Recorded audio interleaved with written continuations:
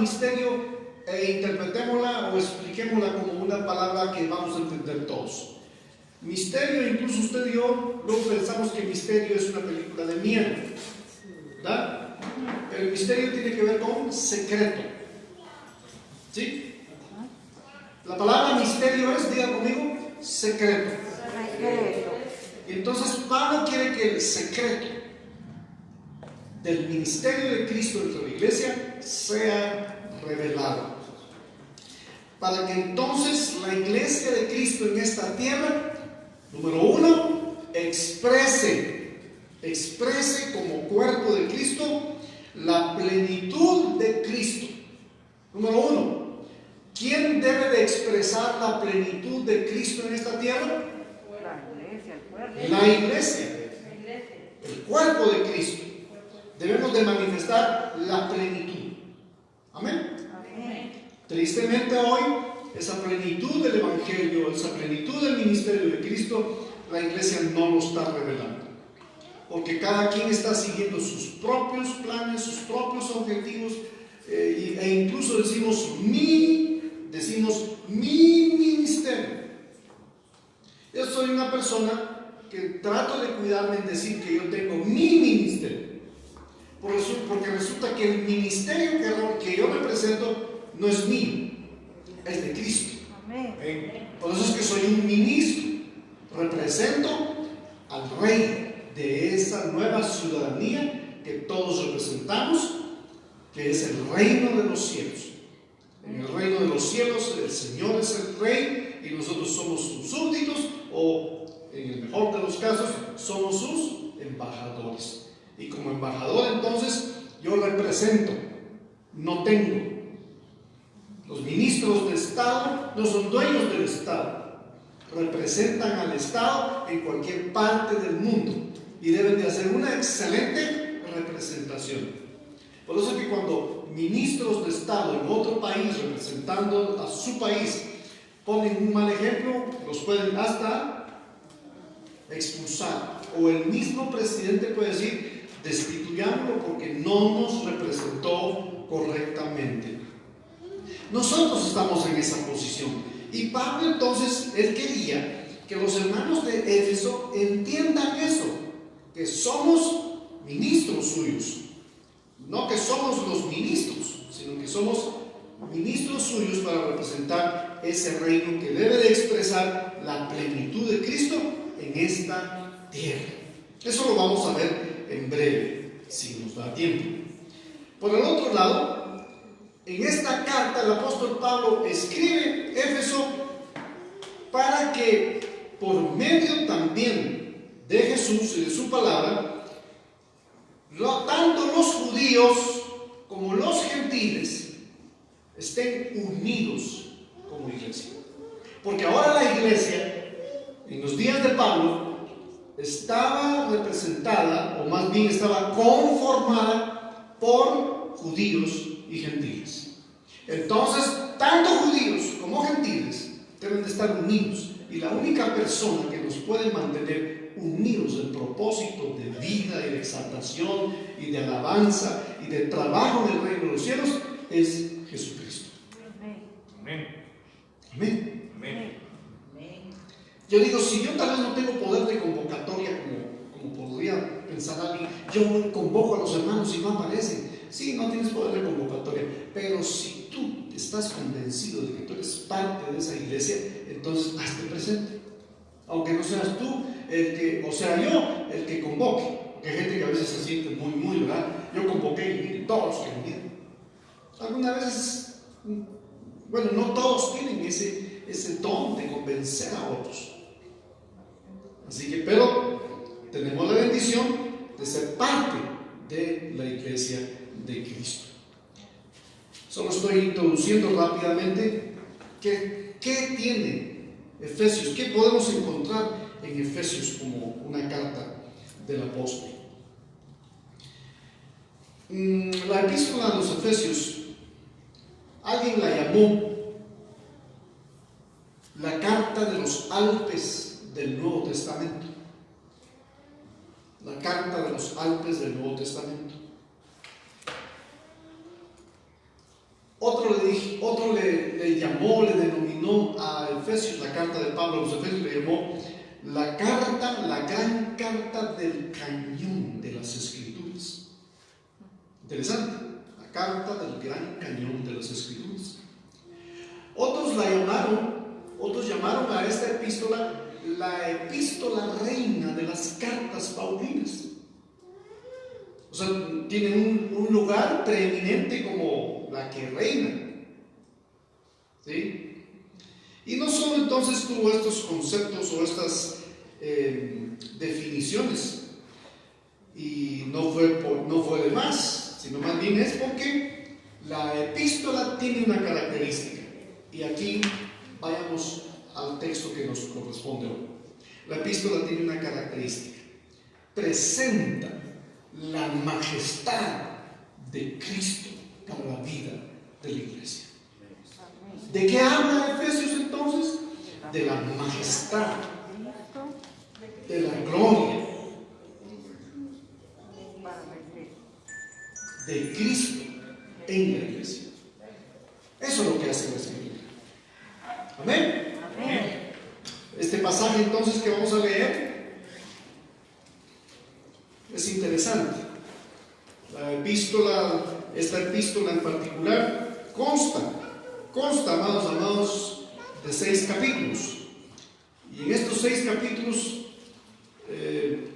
encontramos en estos 160 y tantos versículos, 165 versículos, el mensaje de que es Cristo el centro de la iglesia gloriosa, y que la iglesia, si le da lugar a Cristo en sus reuniones, ¿sí?, entonces la iglesia no tendrá que hacer tanta publicidad, sino más bien la iglesia será conocida porque la iglesia le da el lugar que corresponde a Jesús en sus reuniones. Amén. Amén. A ver, ¿qué piensa usted ahorita? Usted piensa, bueno, revélenos ya, pues, hermano, revélenos ya lo que la Escritura dice. ¿Está en eso? Bien, entonces vamos a revelar. Hoy, si ustedes vieron su anuncio, ¿cómo es el título del mensaje de esta mañana? Lo que Cristo hizo por ti. Lo que Cristo hizo por ti.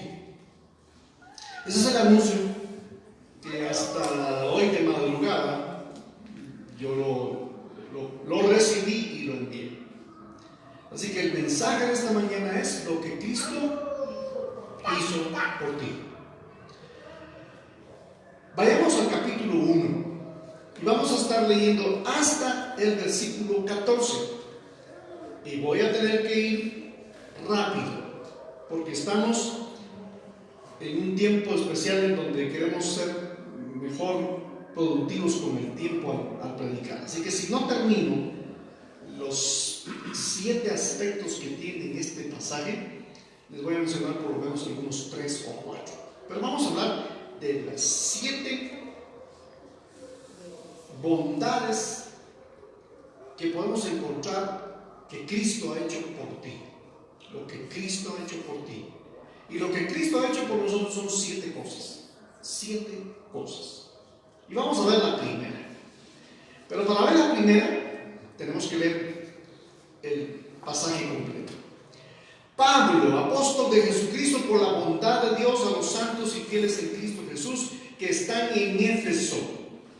Gracia y paz a vosotros, de Dios nuestro Padre y del Señor Jesucristo.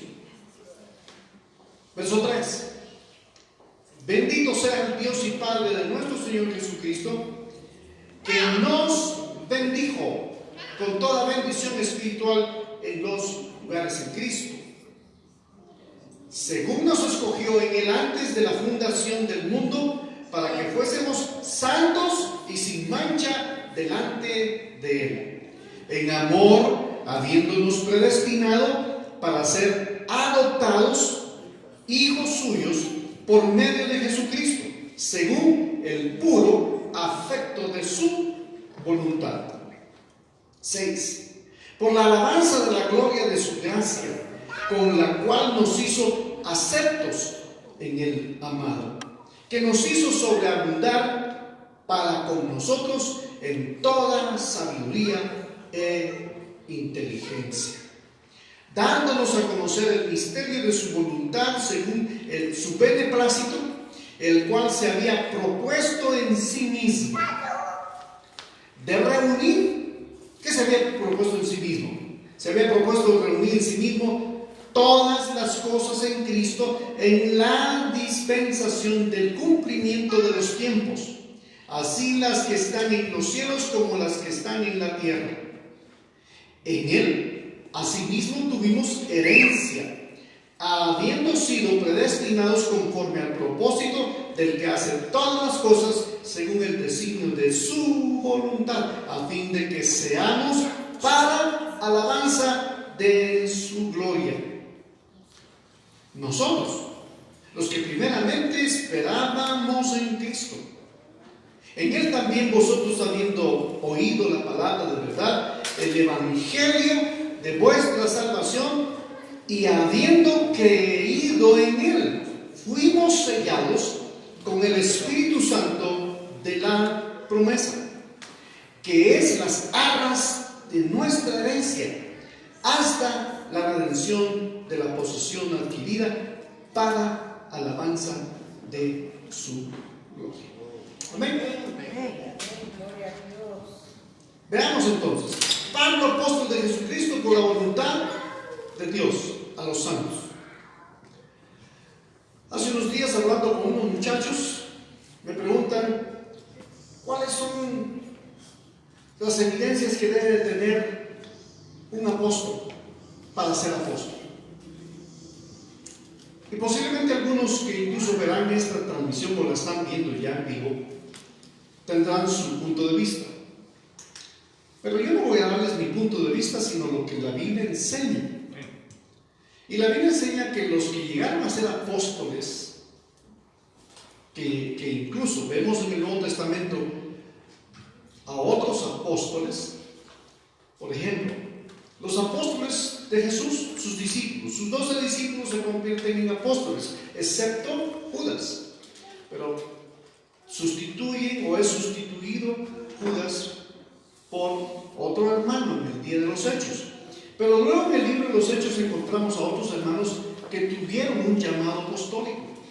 Por ejemplo, Marcos, quien escribe el Evangelio, que lleva su nombre.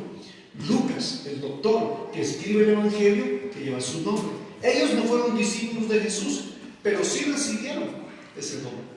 Por otro lado aparece Pablo, de quien muchos dicen fue el último de todos los apóstoles en la historia. Y por eso algunos piensan que en la actualidad ya no hay apóstoles. Y que los que hay, pues no lo son 100%.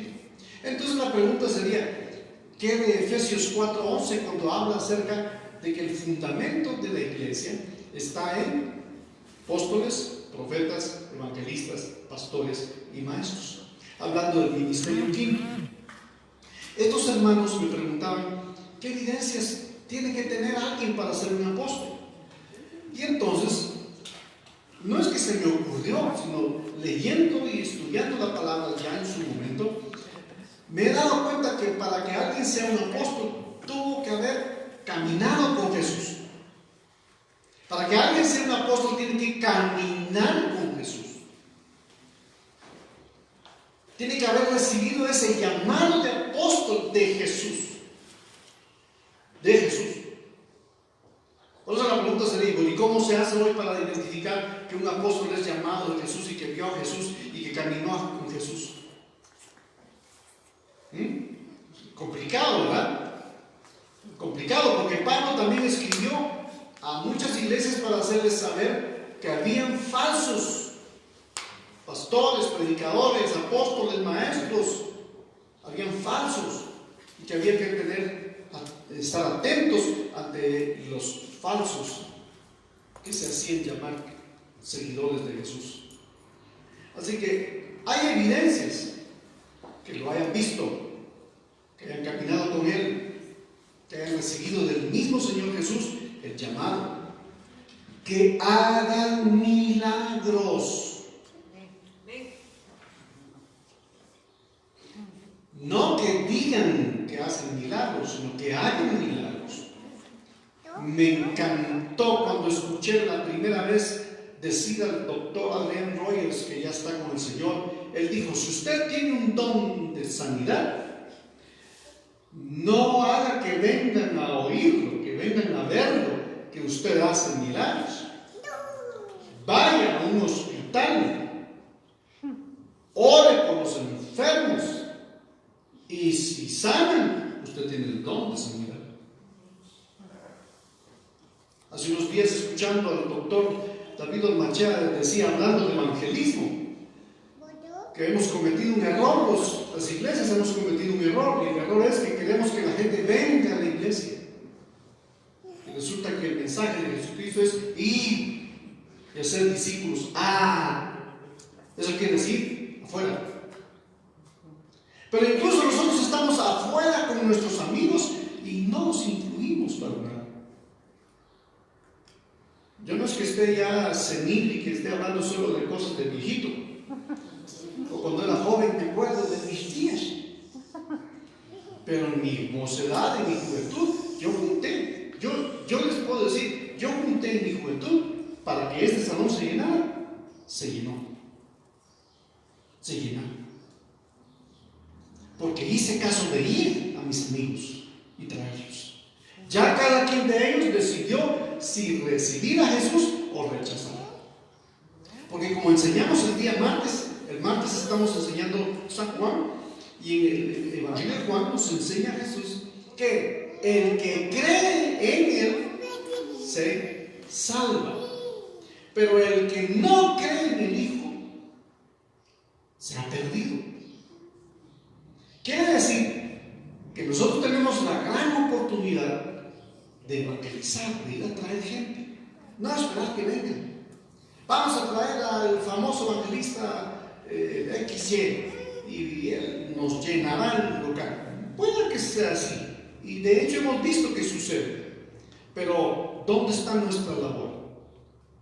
¿Dónde está nuestra tarea?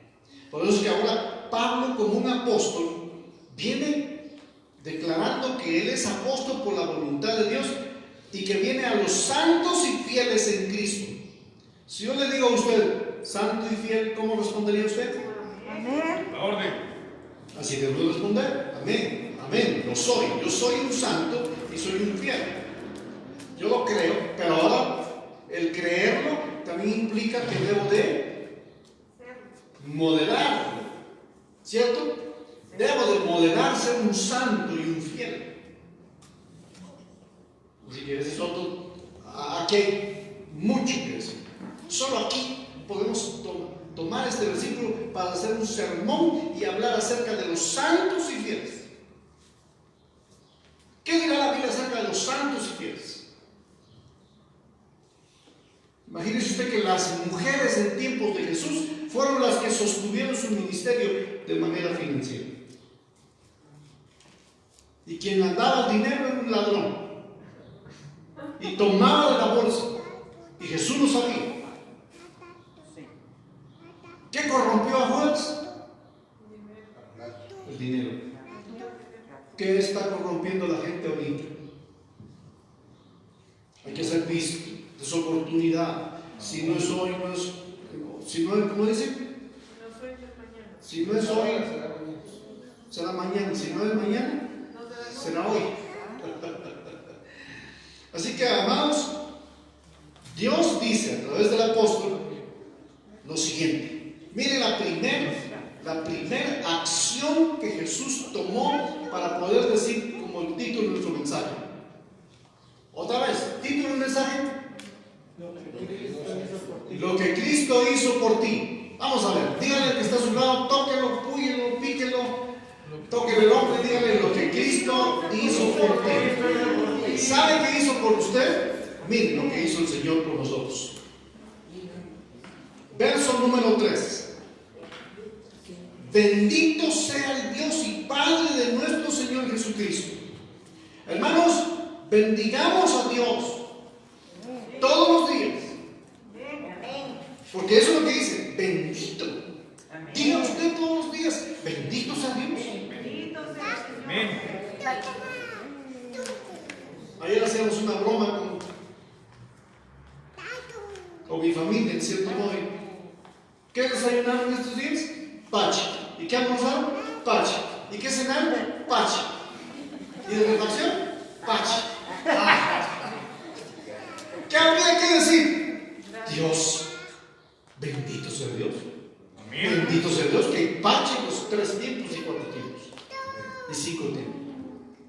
Bendito, pero no vamos a hablar de los tamales o de los paches, es bendito sea el Dios y Padre de nuestro Señor Jesucristo, que dice que nos bendijo con toda bendición espiritual.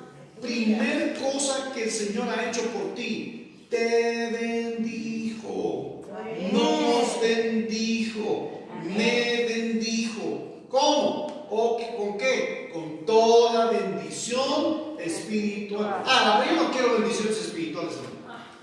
Yo lo que quiero son manzanas y peras y pisto. Pues resulta que manzanas, peras y pisto es toda clase de bendición de Dios. Amén. Recordemos lo que dice el apóstol Pablo también, que es Dios el que bendice. Bueno, eso lo dice Proverbios. Proverbios dice que es Dios quien bendice y no añade con ello ninguna tristeza. Pero Pablo dice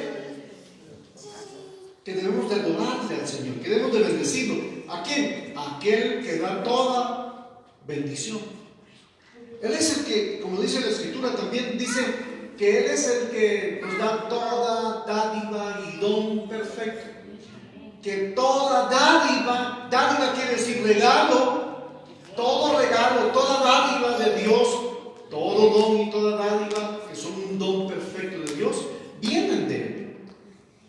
Todo lo que usted y yo hemos recibido, vienen de Dios. ¿Y quién es Él? Dice que toda dádiva y don perfecto provienen de Dios, en quien no hay mudanza ni variación de sombra. ¿Por qué? Porque Él sigue siendo el mismo, ayer y hoy. Antes que la pandemia surgiera, Él es Dios. Y si termina, seguirá siendo Dios, porque Él es antes. Y Él es en todo siempre Dios eterno. Pensemos, nos bendijo en todo. La palabra nos bendijo se refiere a un acto que tomó lugar en el tiempo. Escuchen esto, porque dice nos bendijo. ¿Dónde nos bendijo? En el futuro. En el pasado. ¿Sí o no? Sí. Porque no dice nos bendecirá, no dice nos bendice, nos bendijo. ¿Dónde ocupa lugar la bendición de Dios? En su tiempo. Y en su tiempo es en el pasado. Él ya decidió bendecir. Si yo le digo mañana a un hijo que lo voy a heredar, ¿dónde estuvo esa acción en mi corazón? ¿En el momento que se lo dije? No. ¿O en el momento que tomé la decisión? En el momento que tomé la decisión fue presente para mí, pero cuando se lo digo a un hijo, ya es una decisión del pasado. Dios decidió en el pasado bendecirnos con toda bendición espiritual.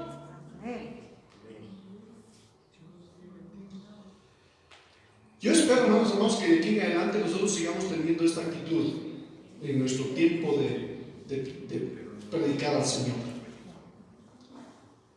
Estoy anunciando que vamos a estar de 10 menos cuarto a 12 en punto. Ya tengo minutitos para terminar. Y quizás ahora no voy a estar predicando muy largo, pero vamos a irnos acoplando a este nuevo tiempo para poderlo hacer y que juntos podamos experimentar lo que aquí dice. Nos bendijo. Bendito el que es Dios y Padre de nuestro Señor, que nos bendijo con toda bendición espiritual. Y ahora aquí viene y dice, ¿dónde? ¿Dónde nos bendijo? En los lugares celestiales en Cristo. En los lugares celestiales en Cristo. Te quiero poner una tarea. Esta la hemos hecho en otras oportunidades. Busque hoy, en la tarde, esta semana, ¿cuántas veces aparece la palabra en Cristo en Efesios?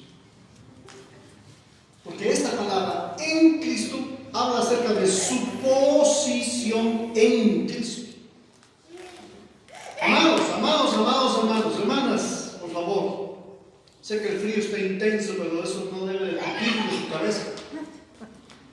Hágalas de lodito. No me debo congelar, no me debo congelar.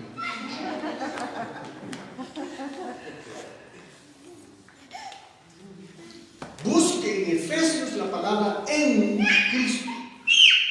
Esa palabra en Cristo habla acerca de dónde está nuestra nueva posición, nuestra identidad espiritual. Porque cuando Pablo dice aquí que Él nos bendijo con toda bendición espiritual en Cristo, está hablando de que usted y yo ahora estamos en una posición diferente. Es cierto, usted es hija y hijo de su papá y de su mamá. Pero en el momento en que usted permitió que Jesús le abrigue como su Señor y Salvador, usted pasa a ser propiedad de Jesús. Y por eso estamos en Cristo. Y estar en Cristo implica que tenemos responsabilidades. A mí me da tristeza cuando veo cristianos que no tienen palabra, que no cumplen a sus compromisos. Hay un hermano a quien yo aprecio mucho. 3 veces me ha dejado esperándolo. Y 3 veces lo he llamado para decirle: aquí lo estoy esperando. Y tengo media hora de estar esperando. Un día me dijo otro hermano, para no mencionar nombres: solo se esperan 10 o 15 minutos una persona. Y si no llega, ve a hacer otra cosa productiva. Pero no, como nosotros somos tan buena gente, ¿verdad? Como nosotros somos cristianos, entonces hacemos que los que son incumplidos lleguen más tarde, porque se dan cuenta que yo de todos modos voy a esperar hasta 1 hora. Y entonces, como ya se dan cuenta que yo espero hasta 1 hora, entonces la gente llega 1 hora después y solo estoy contribuyendo para hacerles más daño. Así que, hermanos, hay que tener palabra, porque aquel que dijo que nos bendijo, hermanos, la pregunta es: ¿nos bendijo? Amén. Aquel que dice, Pablo dice que aquel que dice que nos bendijo con toda bendición espiritual, le pregunto: ¿nos ha bendecido? Amén. La pregunta que hizo Cristian al principio: ¿comimos? ¿Cenamos? ¿Tenemos techo? ¿Tenemos abrigo? ¿Cuántos estos días nos juntamos con 2, 3, 4, 5 pares de calcetines porque a todos se les ocurrió regalarnos calcetines? ¿Usted se quejaría de que no tiene calcetines?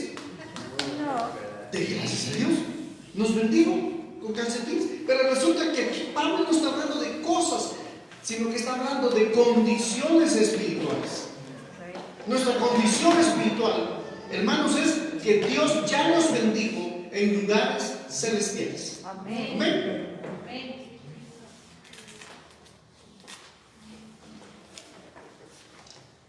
Número 2, verso 4. Según nos escogió en Él antes de la fundación del mundo, para que fuésemos santos y sin mancha delante de Él. Número 1, las cosas que Cristo ha hecho por ti. Número 1, nos bendijo. Diga conmigo: nos bendijo. Número 2, verso 4. Según nos escogió en Él antes de la fundación del mundo. Número 2, ¿qué hizo el Señor? Nos escogió. Nos escogió. Número 1, Nos bendijo. a ver, repita conmigo, por favor.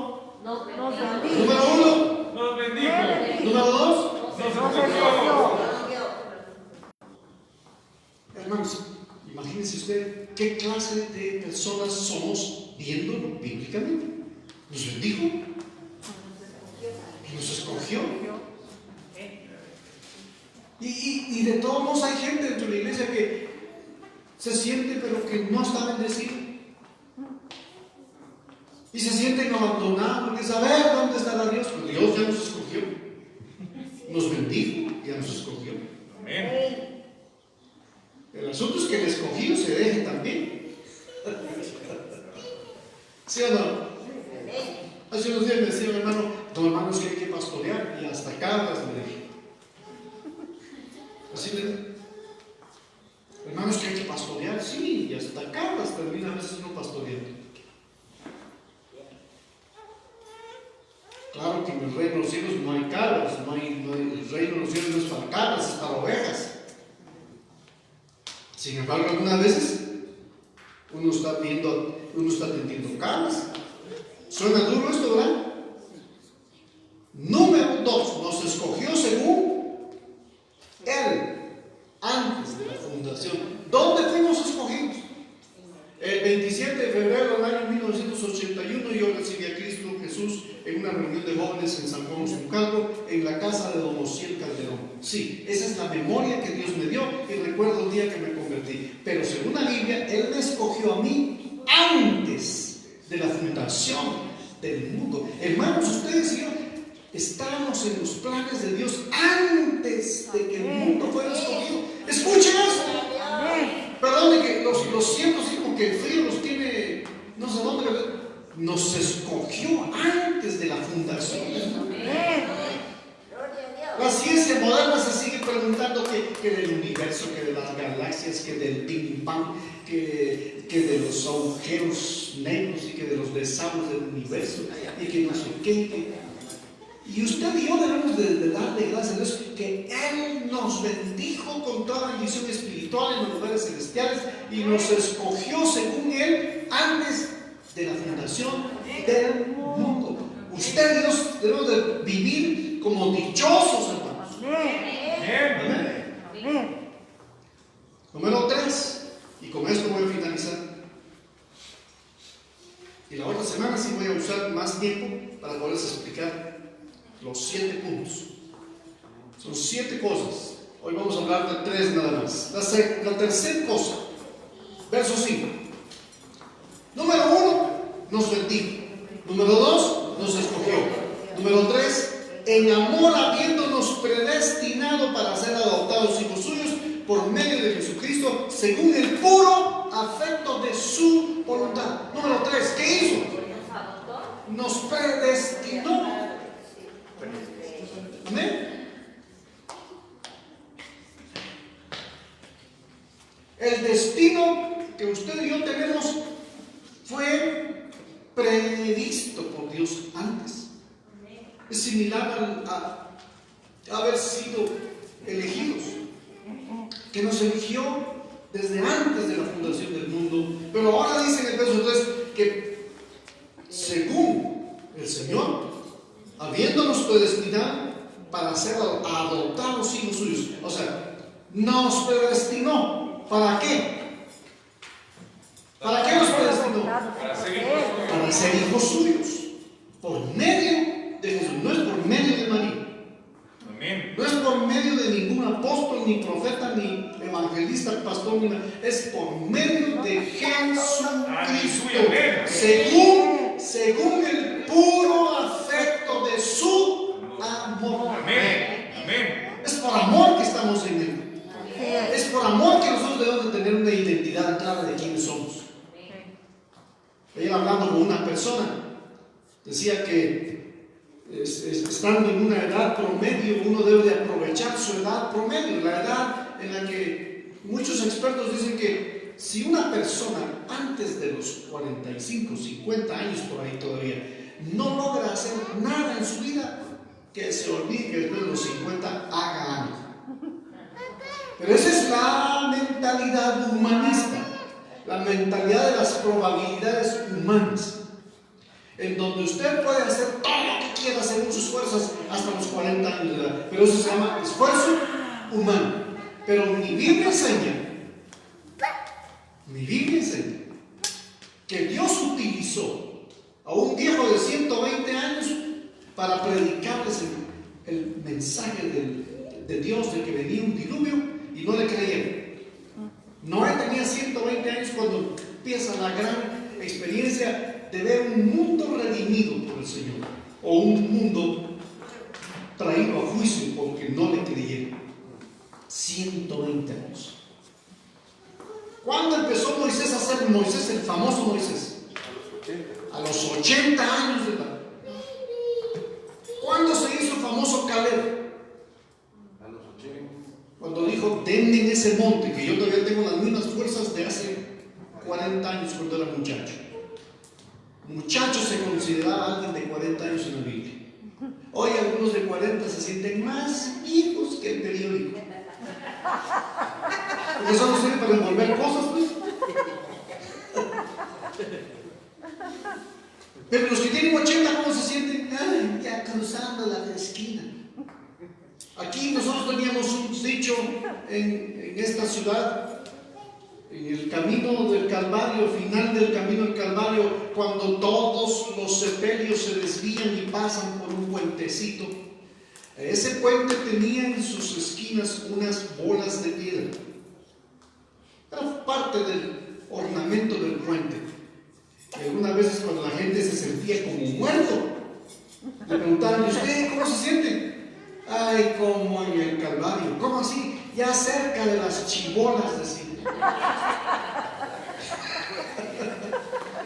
Porque las chibolas representaban que ya era pasando el último puente, ya solo para entrar al cementerio. Hay gente que así se siente, como de camino entre las chibolas. ¿Qué? Porque tiene 80. ¿Qué? Porque tiene 70. Incluso algunos tienen hasta 15 años.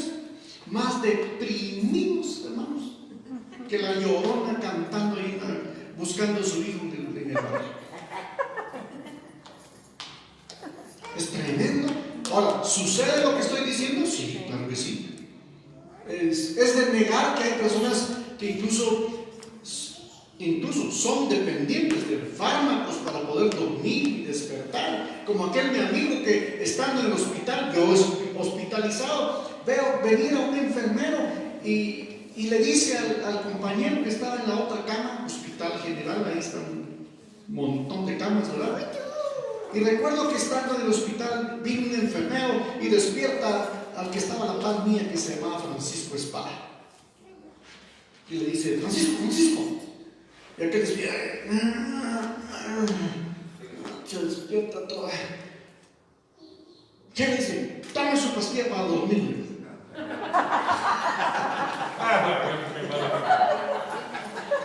Qué malo. Era una broma, por supuesto, porque dormía a toda hora. Uno hospitalizado y sin moverse, ¿qué puede hacer? Dormir y estar acostado, ¿verdad? Pero hermanos, como iglesia, nosotros no estamos hospitalizados.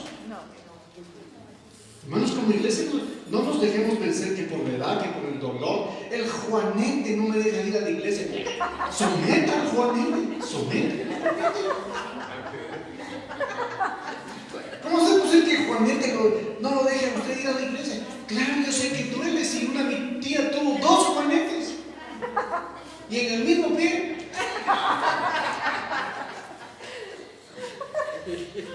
Pero eso no debe hacernos, hermanos, que nos perdamos de estas 3 cosas. Las bendiciones que Dios tiene para ti son: nos bendijo, nos escogió, nos predestinó. Somos bendecidos, somos escogidos, hemos sido predestinados. Esa es nuestra nueva herencia.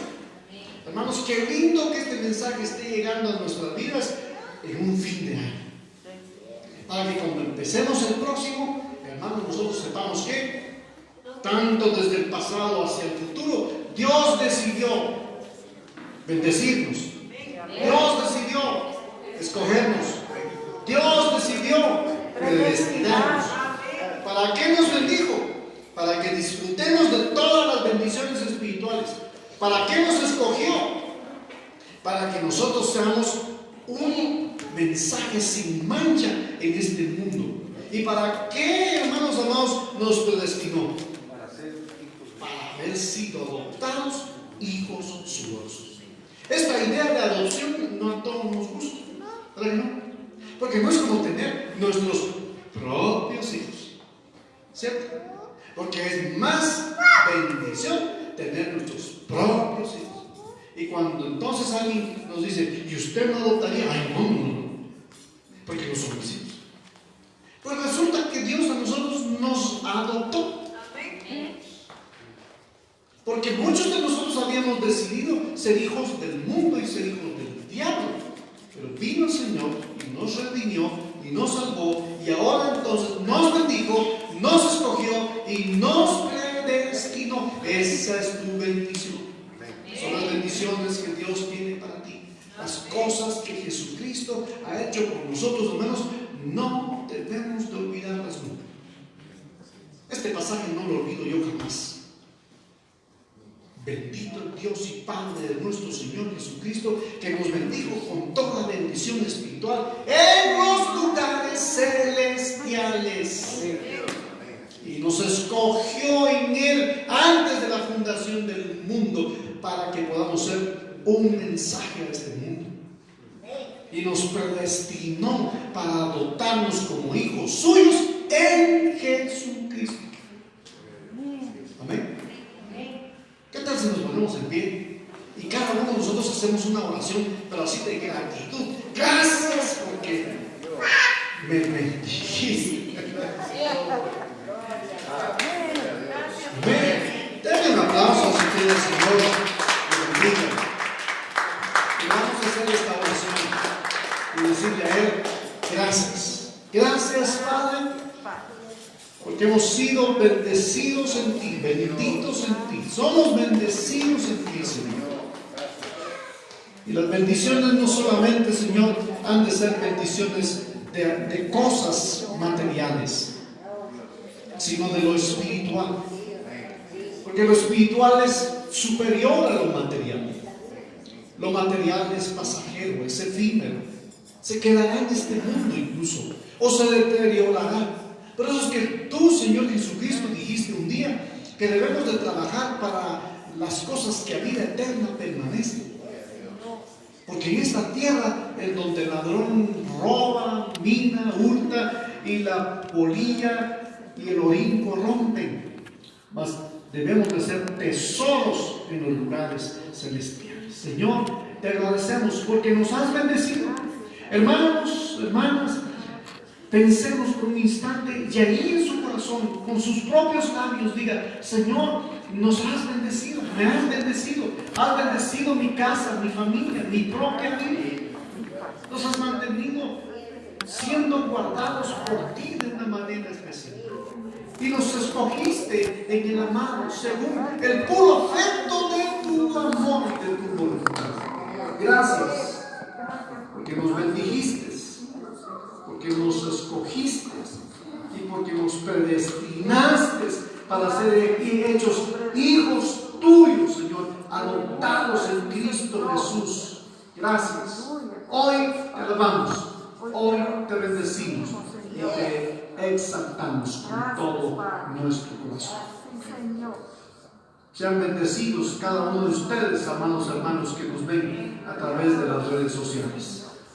Y como pastor de esta iglesia, les bendigo, porque ustedes han sido bendecidos, han sido escogidos y han sido predestinados. Bendiciones.